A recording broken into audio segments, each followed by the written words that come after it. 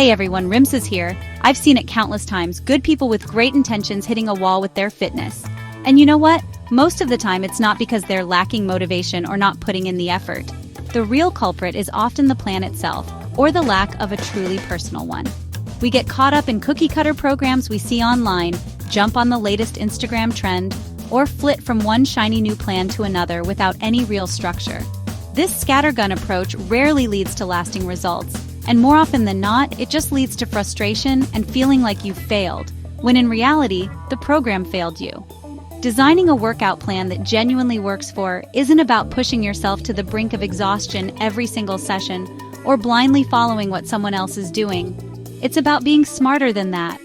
It's about crafting a sustainable, science-backed strategy that's tailored to your unique goals, fits into your actual lifestyle, and respects what your body needs. Think of it as building your own custom vehicle, designed for your specific journey, rather than trying to make a generic one-size-fits-all model work on every terrain. It's about efficiency, enjoyment, and most importantly, results that stick. So in this video, we're going to strip it all back. We'll walk through the essential steps to build that perfect workout plan, one that's designed by you, for you. We'll cover everything from defining what you truly want to achieve to structuring your week, choosing the right exercises, and ensuring you're constantly progressing. By the end, you'll have the knowledge and confidence to ditch the generic routines and create a fitness roadmap that will finally get you where you want to go and keep you there. Let's get into it. All right, first things first. Before you even think about sets, reps, or what exercises to do, we need to get absolutely crystal clear on what you're aiming for. I can't stress this enough. Vague goals like I want to get fit or I want to tone up just won't cut it. They sound good, but they don't give you any real direction. It's like setting out on a road trip without a destination in mind. You'll drive around, sure, but you'll likely end up nowhere specific. Or worse, lost and disheartened. Specificity is the absolute bedrock of any successful fitness journey. It's the compass that guides all your decisions. So what does a specific goal look like? Well, instead of get fit, maybe it's I want to be able to run a 5K without stopping in 12 weeks. Instead of tone up, perhaps it's I want to reduce my body fat by 3% in the next 3 months while maintaining my current muscle mass. Or I want to be able to do 10 unassisted pull-ups. See the difference? These goals are measurable, they have a target, and often a time frame. This clarity is what transforms a wish into an actionable plan, something you can genuinely work towards each day. This level of detail is crucial because your specific goal will dictate everything else. The type of training you do, how often you train, the exercises you choose, even how you approach your nutrition and recovery. If your goal is to build serious strength, your plan will look very different from someone whose primary aim is to improve their cardiovascular endurance for a marathon. Without this initial clarity, you're essentially shooting in the dark, hoping to hit a target you can't even see. It's about working smart, not just hard, from the very outset of your journey. Think about breaking down your larger aspirations into smaller, more manageable milestones. If your ultimate goal feels a bit daunting, like losing a significant amount of weight or achieving an advanced strength feat, create mini goals along the way. This not only makes the overall objective seem less overwhelming, but also provides regular opportunities for a sense of accomplishment, which is a massive motivator. For example, if the big goal is 10 pull-ups, your first mini goal might be to master negative pull-ups, then to achieve 1 full pull-up, then 3, and so on.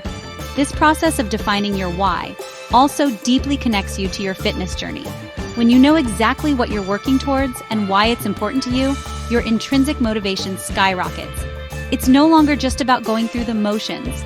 Every workout, every healthy meal choice becomes a purposeful step towards something meaningful. This personal investment is what will keep you going when things get tough, when you're feeling tired, or when life throws you a curveball. It's your anchor in the sometimes stormy seas of fitness. So, grab a pen and paper, or open up a new note on your phone. Spend some quality time really thinking about what you want to achieve. Be honest with yourself. Is it about strength, endurance, aesthetics, feeling more energetic for your kids, improving a specific health marker? Write it down, make it specific, make it measurable, make it something that genuinely excites you. This isn't just a step, it's the foundation upon which your entire successful fitness plan will be built. Don't skip it. Okay, you've got your specific goals locked in. Fantastic. Now let's talk about the practical side of things, your schedule. This is where so many well-intentioned plans fall apart. You can have the most scientifically perfect workout program in the world, but if it doesn't realistically fit into your life, it's not going to last. And here's a truth bomb: consistency trumps intensity every single time. Working out 3 times a week, every week for months on end will yield far better results than trying to smash out 6 intense sessions one week, then burning out and doing nothing for the next 2. The first step here is to take an honest look at your current weekly schedule. I mean, really look at it. Where are your non-negotiables? Work, family commitments, appointments, map them all out. Then identify the pockets of time, even small ones, where you could potentially fit in a workout.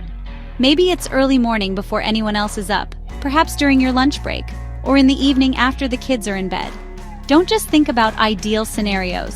Think about what's genuinely sustainable for you, week in and week out. This is where realism is your best friend. It's easy to get overly ambitious when you're feeling motivated, thinking, yeah, I can totally work out 2 hours a day, 6 days a week. But life has a funny way of interfering with those grand plans. It's far better to commit to, say, 3 45-minute sessions that you can stick to, rather than aiming for 6 90-minute sessions and only managing 1 or 2. Start with what feels almost too easy to maintain, and then you can gradually build from there if you find you have more time and energy. Remember to factor in not just the workout itself, but also travel time to the gym, if you go to one, changing time, and a quick warm-up and cool down. These often forgotten elements can add significant time to your commitment. If you only have a 30-minute slot, then a 30-minute workout is perfect. But if you need 10 minutes travel each way, that 30-minute slot suddenly needs to be 50 minutes. Being precise with your time allocation prevents your workout from becoming a source of stress because you're always rushing. The beauty of a well-scheduled plan is that it removes the daily decision-making fatigue. If Tuesday, Thursday, and Saturday mornings are your designated workout times, they become as ingrained in your routine as brushing your teeth. You don't have to wake up each day wondering or you'll train. It's already decided. This automation of your fitness habit is incredibly powerful for long-term adherence. Treat these appointments with yourself with the same importance you would any other crucial meeting. And don't feel like every session has to be an epic gym battle. If your schedule only allows for a 20-minute high-intensity bodyweight circuit at home some days, that's infinitely better than doing nothing. The goal is to create a rhythm, a consistent pattern of physical activity that supports your goals and integrates seamlessly into your life. Life is dynamic, so your schedule might need to be flexible too, but having a baseline commitment is key. This realistic approach to scheduling is what transforms fitness from a chore into a sustainable part of who you are. So, you know your goals and you've carved out realistic times in your week to train. Now, how do you actually structure those training days? This is where understanding training splits comes in. A training split simply refers to how you decide to divide your workouts across the week, focusing on different muscle groups or types of training on different days. Choosing the right split is crucial because it needs to align directly with your goals, the number of days you can train, and your recovery capacity. There's no single best split. The best one is the one that works for many people, especially those starting out or whose primary goal is general fitness, fat loss, or building a solid foundation of strength. Full body workouts performed 3 to 4 times a week can be incredibly effective. With a full body split, you're hitting all your major muscle groups in each session. This is great for maximizing calorie burn, promoting overall muscle development, and it's quite forgiving if you happen to miss a session, as you'll hit those muscles again soon. It's efficient and ensures no muscle group gets neglected for too long. As you become more experienced, or if your goals become more specific, like focusing on building maximum muscle size, hypertrophy, or advanced strength, you might explore other splits. An upper-lower split, for instance, involves training your upper body one day and your lower body another, typically repeated twice a week for 4 total training days. This allows for more volume and focus on specific body parts per session compared to a full body routine, while still providing decent frequency for muscle growth and recovery. Then you have splits like push/pull/legs, PPL, which is a popular choice for those training 3 to 6 days a week. On push days, you train muscles involved in pushing movements, chest, shoulders, triceps. Pull days focus on pulling movements, back and biceps. And legs day is, well, all about the legs. This allows for a good balance of volume and recovery, and many find it a logical way to group exercises. Body part splits, where you train 1 or 2 muscle groups per day, for example, chest day, back day, leg day, are often favored by bodybuilders, but require a higher training frequency, typically 5 to 6 days a week, to ensure each muscle group is hit adequately. The key is to match your split to your available training days we discussed in the last chapter. If you can only realistically train 3 days a week, a 5-day body part split is not going to work for you. You'd be far better off with 3 full body sessions or a 3-day PPL cycle. Also, consider your recovery.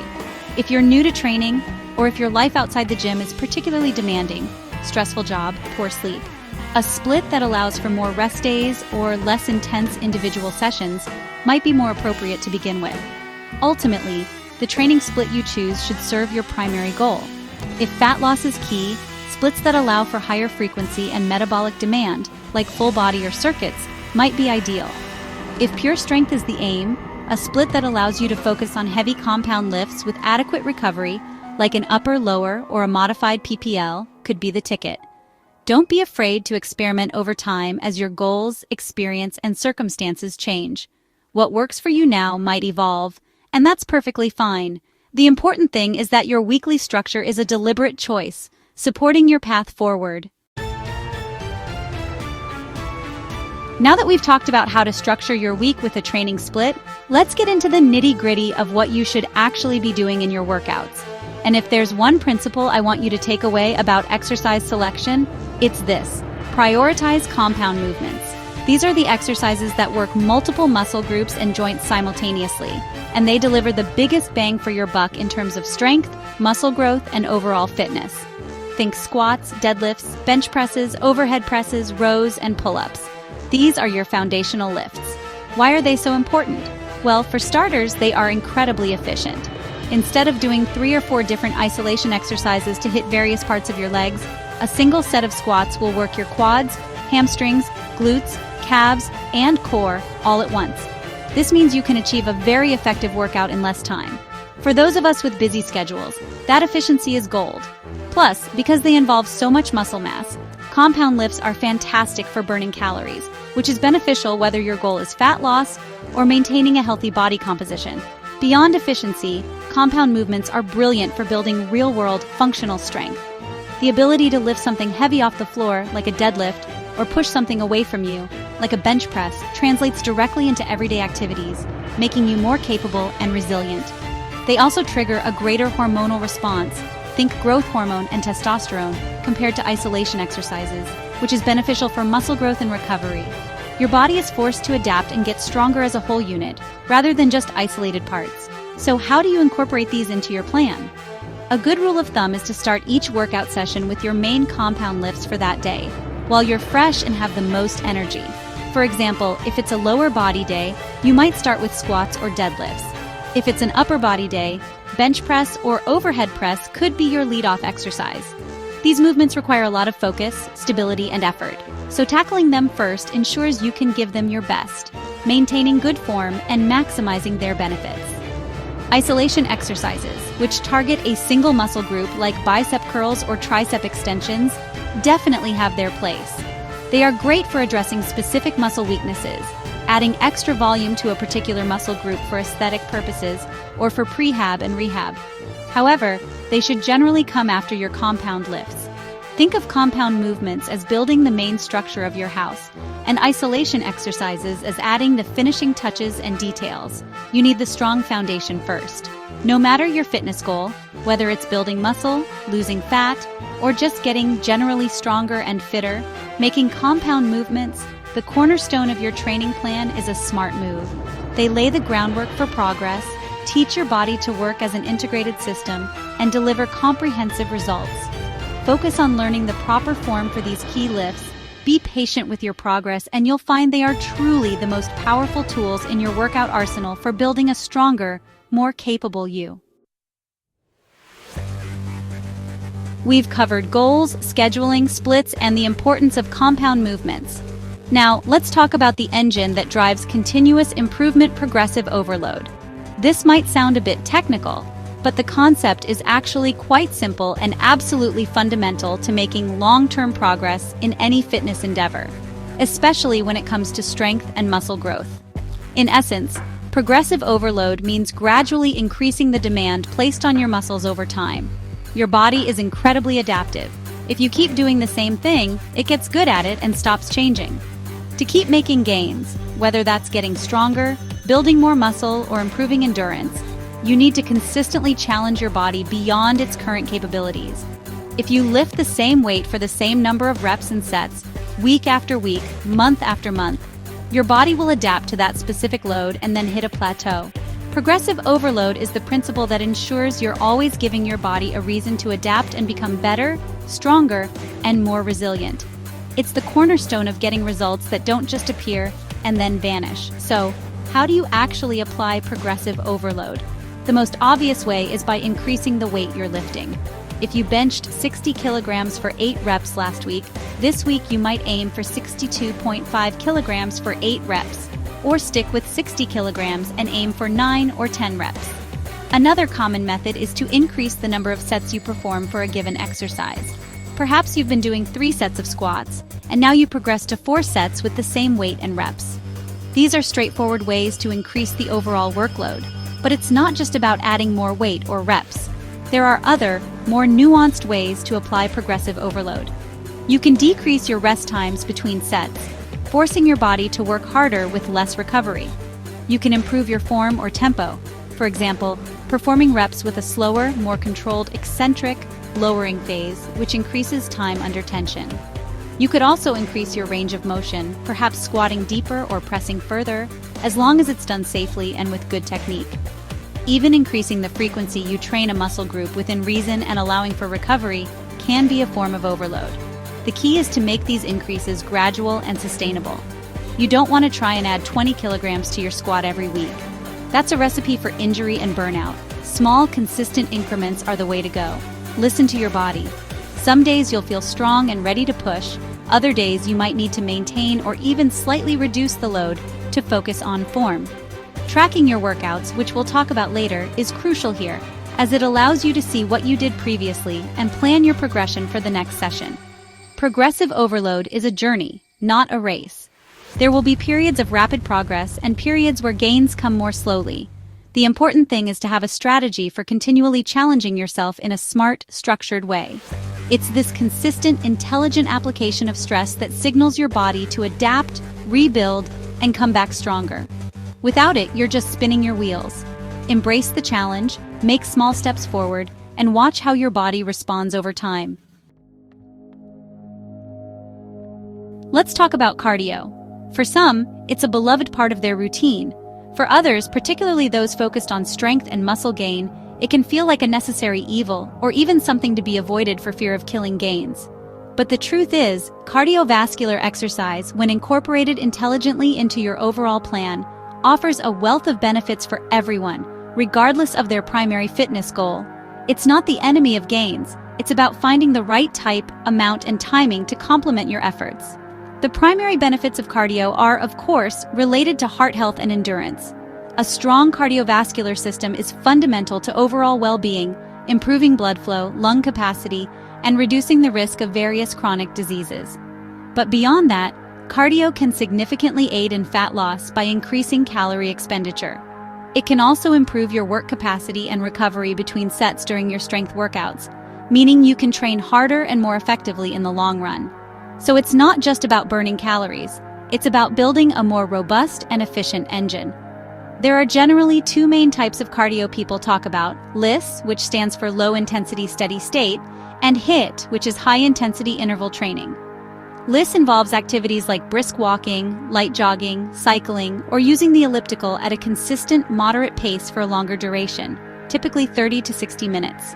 HIIT, on the other hand, involves short bursts of all-out effort followed by brief recovery periods, like sprinting for 30 seconds, then walking for 60 seconds, repeated for a shorter overall workout time, usually 10 to 25 minutes. Which one is better? Well, they both have their place. LISS is generally less taxing on the body, can be done more frequently, and is great for building an aerobic base and aiding recovery. HIIT is very time efficient, can provide a significant metabolic boost, and is excellent for improving anaerobic fitness. However, HIIT is also more demanding on your central nervous system and requires more recovery time. For most people, a combination of both throughout the week can be a great approach, especially if fat loss is a key goal. When it comes to scheduling cardio around your strength training, the main consideration is managing fatigue and recovery. If your primary goal is strength or muscle gain, you generally don't want to do an intense HIIT session right before a heavy leg day, as it could compromise your lifting performance. Many people prefer to do their cardio on separate days from lifting, or after their strength workout. If you do it before, keep it light and short, more like a warm-up. For fat loss, incorporating 2 to 4 dedicated cardio sessions per week, mixing lifts and HIIT, can be very effective. Ultimately, the best cardio for you is the type you enjoy, or at least tolerate, and can stick with consistently. Whether it's running outdoors, cycling, swimming, dancing, or using a machine at the gym, find something that fits your preferences and your body. Don't think of cardio as a punishment or just a tool to burn calories. Think of it as an investment in your heart health, your endurance, and your overall capacity to live an active, energetic life. Integrate it wisely, and it will support, not sabotage, your other fitness goals. We spend a lot of time focusing on the workout itself, the exercises, the sets, the reps, and that's all incredibly important, of course.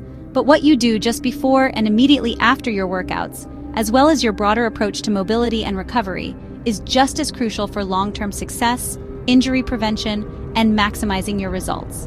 These are often the unsung heroes of a great fitness plan, the elements that people tend to skip when they're short on time, but doing so can really hold you back or even lead to setbacks.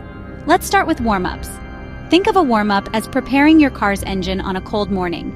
You wouldn't just jump in and redline it straight away. Your body needs a similar preparation. A good warm-up gradually increases your heart rate, gets blood flowing to your muscles, lubricates your joints, and activates your nervous system. This not only helps you perform better during your workout, but also significantly reduces your risk of injury. Skipping your warm-up is like playing Russian roulette with strains and sprains. So what does a good warm-up look like? It should typically involve 2 components, some light general cardio and dynamic stretching. The light cardio, maybe 5 to 10 minutes of brisk walking, jogging, cycling, or using a cross trainer, gets your body temperature up. Dynamic stretches are active movements where you take your joints and muscles through a full range of motion, like arm circles, leg swings, torso twists, and bodyweight squats or lunges. These prepare your muscles for the specific movements you'll be doing in your workout, unlike static stretches, holding a stretch for a long time, which are generally better saved for your cool down or separate mobility sessions. Then there's the cool down.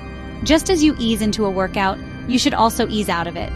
Abruptly stopping after an intense session can sometimes lead to dizziness or blood pooling. A cool down, consisting of 5 to 10 minutes of slow walking or gentle cycling, helps your heart rate and breathing return to normal gradually. This is also a good time to incorporate some static stretching, holding stretches for 15 to 30 seconds for major muscle groups you've worked. This can help improve flexibility and may reduce post-workout muscle soreness for some people. Beyond the immediate pre- and post-workout routines, ongoing mobility work is incredibly beneficial. This involves exercises and stretches designed to improve your range of motion, joint health, and movement quality. Things like foam rolling, yoga, or specific mobility drills can help address tightness, improve posture, and allow you to perform exercises like squats and overhead presses with better form and depth. Dedicating even 10 to 15 minutes a few times a week to focused mobility work can make a huge difference to how you feel and move. Finally, never underestimate the power of overall recovery. This encompasses more than just cool downs. Adequate sleep is paramount. It's when your body does most of its repairing and muscle building. Proper nutrition provides the fuel and building blocks for recovery and growth. Hydration is key for countless bodily functions, including muscle performance and recovery. Managing stress also plays a role. These elements work synergistically. Neglecting them means you're not getting the full benefit from your hard work in the gym. So treat your warm-ups, cool-downs, mobility, and overall recovery with the same importance as your main workout. You've got your plan, you're putting in the work, but how do you really know if it's effective? How do you stay motivated and make informed adjustments along the way? The answer is tracking your progress. And I'm not just talking about stepping on the bathroom scale every morning. While the scale can be one data point, it's far from the whole story. and relying on it solely can often be misleading and even demoralizing, especially if your goals involve building muscle while losing fat, as muscle weighs more than fat by volume. To get a comprehensive picture of your progress, you need to look beyond that single number. One of the most important things to track, especially if strength is a goal, is your performance in the gym. Keep a workout log. This could be a dedicated notebook, a spreadsheet, or an app. Record the exercises you do, the weight you lift, the number of sets and reps you complete, and even how you felt during the session. This data is invaluable for implementing progressive overload, as you can easily see what you did last time and what you need to aim for next. Progress photos and body measurements are also fantastic tools. Take photos from the front, side, and back in consistent lighting and clothing every 4 to 6 weeks. Sometimes changes are so gradual that you don't notice them day to day. But when you compare photos over time, the visual evidence of your hard work can be incredibly motivating. Similarly, taking measurements of your waist, hips, chest, arms, and thighs can reveal changes in body composition that the scale might miss. You might find your weight hasn't changed much, but you've lost inches off your waist and gained on your arms. That's progress. Don't underestimate the power of subjective measures either. How do your clothes fit? Are those jeans feeling a bit looser? Or is that shirt fitting better across your shoulders? How are your energy levels throughout the day? Are you sleeping better? What's your mood like? These non-scale victories are often the first indicators that your plan is working, and that you're making positive lifestyle changes that go far beyond just aesthetics or performance in the gym. These improvements in your quality of life are huge wins. Also, pay attention to performance improvements that aren't just about lifting heavier. Are you able to complete more reps with the same weight? Is your form better and more controlled? Are you recovering faster between sets or workouts? Can you run that bit further or faster without feeling gassed? These are all signs that your fitness is improving across various domains. Celebrate these achievements no matter how small they seem. They all contribute to the bigger picture of your health and fitness journey. Tracking your progress does a few key things. It provides tangible evidence that your efforts are paying off, which is a massive motivator. It helps you identify plateaus quickly, so you can make necessary adjustments to your plan. And it allows you to make data-driven decisions rather than just guessing what to do next. So, decide which metrics are most relevant to your goals, track them consistently, and use that information to celebrate your wins and refine your path forward. This systematic approach turns hope into a predictable outcome. We've covered a lot of ground in building your perfect workout plan, from defining goals to tracking progress. But there's one final, crucial piece of the puzzle. Understanding that your workout plan is not a rigid, unchangeable document carved in stone. It's a living, breathing guide that should adapt and evolve with you. Life changes, your body changes, your goals might even change, and your plan needs to have the flexibility to change too. This is about being responsive and smart, not just blindly adherent. So when and how should you make adjustments? One common trigger is hitting a plateau. If you've been making steady progress and then suddenly find yourself stuck, not getting stronger, not losing weight, or just feeling stale, it might be time to tweak things. This doesn't necessarily mean overhauling your entire plan. It could be as simple as changing your rep schemes, introducing new exercises, adjusting your training volume or intensity, or even taking a planned deload week to allow your body to recover and resensitize to training. Your schedule and energy levels are also key factors. Life happens. You might have a super busy week at work, travel, or periods of high stress or poor sleep. During these times, trying to stick to a demanding workout schedule might be counterproductive. It's okay to reduce the frequency or intensity of your workouts temporarily. Listening to your body is paramount. If you're feeling genuinely exhausted or on the brink of overtraining, an extra rest day or a lighter session is far more beneficial than pushing through and risking injury or burnout. This brings me to the importance of being honest with yourself about your efforts, your recovery, and how you're truly feeling. Are you consistently giving your best effort during workouts relative to how you feel that day? Are you prioritizing sleep and nutrition to support your training? If you're not seeing the results you want, an honest assessment can often reveal areas for improvement that aren't just about the X's and O's of your program. Sometimes the issue isn't the plan, but the consistency or intensity of its application. It's important to distinguish between making intelligent, necessary tweaks to your plan and program hopping. Program hopping is when you jump from one entirely new routine to another every few weeks because you're not seeing instant results or you get lured by the next shiny object. This is detrimental because you never give any single approach enough time to actually work. Intelligent iteration, on the other hand, involves making small, considered changes to your existing well-structured plan based on your progress, feedback from your body, and changing circumstances. Ultimately, your fitness journey is a long-term endeavor, a marathon, not a sprint. Embrace the process of learning about your body, experimenting safely and smartly, and refining your approach over time.